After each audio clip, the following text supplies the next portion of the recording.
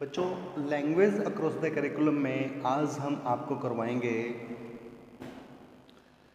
Teaching skill, जिसमें speaking, learning, teaching skill, techniques and to developing the teaching listening skill, aural skill in the role of teacher कि अध्यापक की क्या भूमिका रहती है और जो मौखिक अभिव्यक्ति कौशल है उसको विकसित करने की क्या क्या विधियां हैं, इसकी शिक्षण विधियां।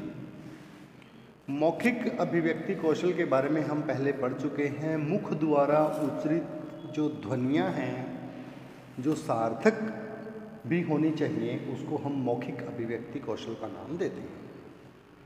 यानी मौखिक अभिव्यक्ति कौशल के बिना हम जीवन की बहुत सी जो आवश्यकताएं हैं, कार्य हैं, वो पूरे नहीं कर पाते। सर्वप्रथम मनुष्य बोलना ही सीखता है।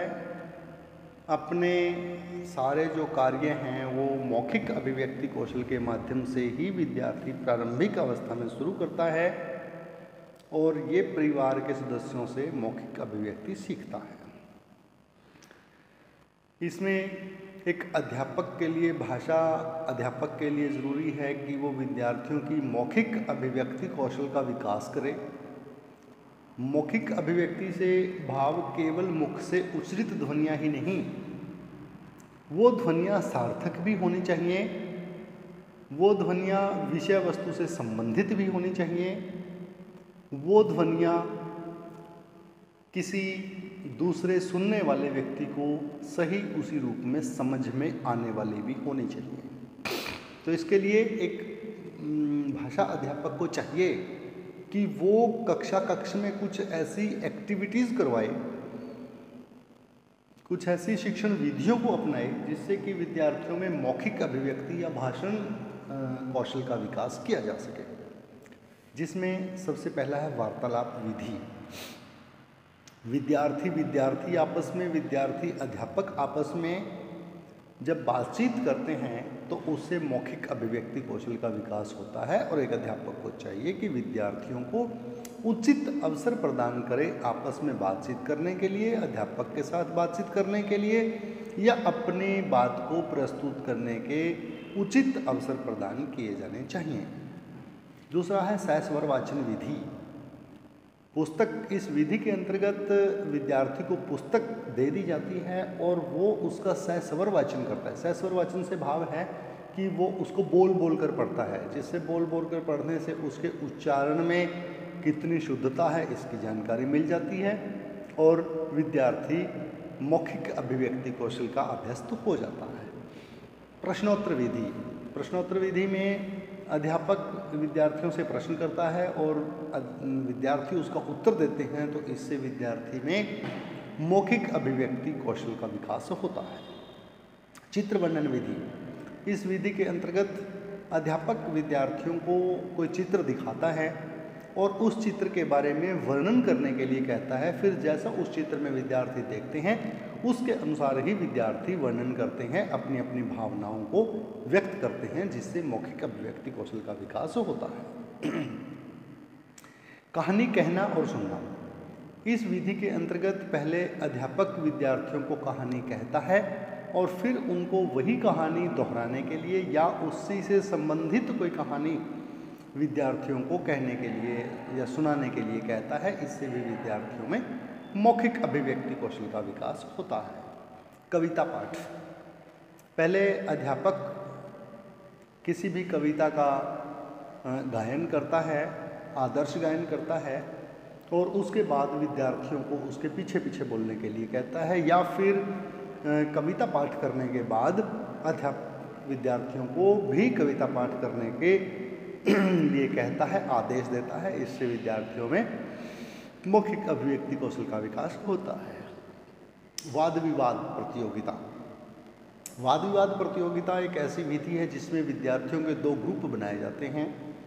इन ग्रुप में या इन समूह में आपस में कोई एक डिबेट प्रोग्राम रखा जाता है, जिससे कि विद्यार्थी पक्ष और विपक्ष में बैठते हैं। तो विद्यार्थी अपनी बात को स्पष्ट करने के लिए, अपनी बात को मनाने के लिए उन्हें मौखिक रूप से अभिव्यक्त करना होता है।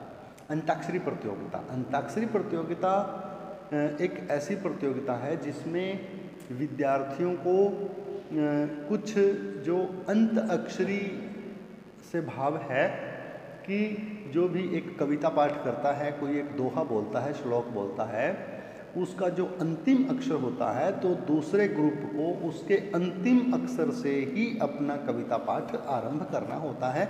इसको अंताक्षरी प्रतियोगिता कहते हैं। इसके माध्यम से भी विद्यार्थियों में मौखिक अभिव्यक्ति कौशल का विकास होता है।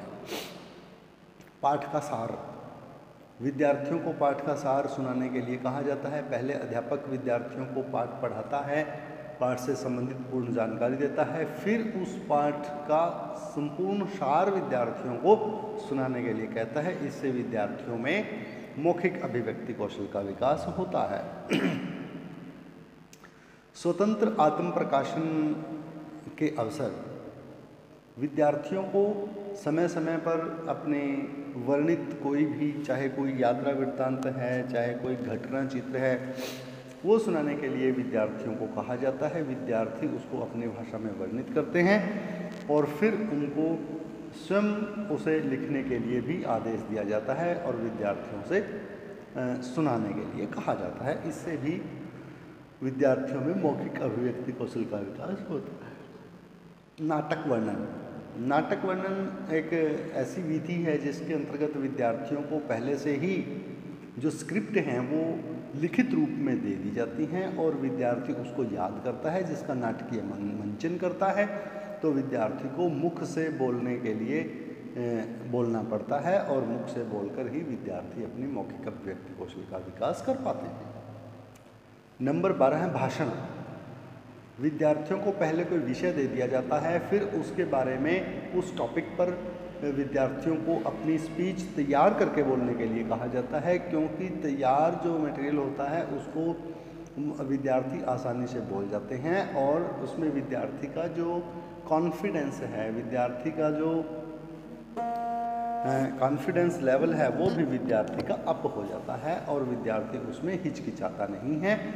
तो विद्यार्थी को भाषण विधि के माध्यम से भी मौखिक अभिव्यक्ति कौशल विकास करवाया जाता है। समाचार सुनाना, विद्यार्थी को सुबह चाहे वो कोई सभा है, चाहे विद्यार्थियों की अपनी जो प्रेयर है, जो प्रार्थना रूप होती है, तो उसमें विद्यार्थियों को दैनिक समाचार पत्र सुनाने के लिए भी कहा जाता है और इसके माध्यम से भी विद्यार्थियों में मौखिक अभिव्यक्ति कौशल का विकास होता है। मौखिक अभिव्यक्ति कौशल में कुछ त्रुटियां होती हैं कि जिसमें विद्यार्थी को अधिक गति से बोलना, न्यून गति से बोलना, प्रवाह में औजस्वता की कमी होना, आरोह अवरोह की पूर्ण विद्यार्थियों को जानकारी न होना और मनोवैज्ञानिक दोष होना। मौखिक अभिव्यक्ति की ये कुछ त्रुटियां रह जाती हैं जिससे कि मौखिक अभिव्यक्ति सही नहीं हो पाती और मौखिक अभिव्यक्ति के निवारण के लिए, मौखिक अभिव्यक्ति को सही करने के लिए उपचारात्मक कदम जो उठाए जाते हैं उसमें विद्यार्थी के उच्चारण अवयवों की जांच की जाती है, शैक्षिक निर्देश दिए जाते हैं जो कार्यक्रम सहायक होते हैं, सुनियोजित सेक्शन जो कार्यक्रम या क्रियाकलाप हैं वो वैसे कार्यक्रम अपनाए जाते हैं, उपचारात्मक शिक्षण कार्यक्रमों का आयोजन किया जाता है और जो शैक्षिक प्रौद्योगिकी और उपचारात्मक शिक्षण है वो किया जाता है। इससे विद्यार्थियों का उपचार करके उनको मौखिक अभिव्यक्ति के योग्य बनाया जा सकता है, उनकी मौखिक अभिव्यक्ति से संबंधित त्रुटियों को दूर किया जा सकता है। अब बात आती है कि विद्यार्थी के मौखिक अभिव्यक्ति कौशल को विकसित करने में अध्यापक की क्या भूमिका रहती है। अध्यापक को चाहिए कि विद्यार्थी की मौखिक अभिव्यक्ति कौशल को सही करने के लिए, मौखिक अभिव्यक्ति कौशल में विद्यार्थी को निपुण बनाने के लिए उसकी जो महत्वपूर्ण भूमिका है, जैसे अंताक्षरी प्रतियोगिता करवाता है। अंताक्षरी प्रतियोगिता में हमने आपको पहले भी बताया कि इसमें 2 ग्रुप बनाए जाते हैं। जो पहला ग्रुप कोई दोहा बोलता है, उस दोहे का जो अंतिम अक्षर है, अंत अक्षरी, तभी इसको कहा जाता है। अंतिम जो अक्षर होता है उस पर दूसरे ग्रुप को बोलने के लिए कहा जाता है।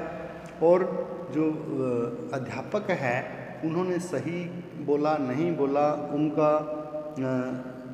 किस प्रकार से उन्होंने अंतिम अक्षर को उठाकर सही दोहा बोला या नहीं बोला, ये देखना और उनको अंताक्षरी के अवसर प्रदान करना, ये अध्यापक की भूमिका रहती है, अध्यापक का अपना दायित्व रहता है। चर्चा परिचर्चाएँ कराकर अध्यापक अपनी भूमिका दर्ज करता है। नाटक और एकांकी आदि का मंचन करवाना अध्यापक का कार्य रहता है। प्रश्न करना ये अध्यापक कार्य करता है, क्योंकि पहले प्रश्न अध्यापक प्रश्न करता है और उसके बाद विद्यार्थी उसका उत्तर देते हैं। वाद विवाद प्रतियोगिताओं का आयोजन करना अध्यापक की भूमिका रहती है। बाल सभाओं का आयोजन करवाना अध्यापक का कार्य रहता है। विद्यार्थियों को उचित जो बातचीत के अवसर प्रदान करना, इसमें अध्यापक की भूमिका रहती है।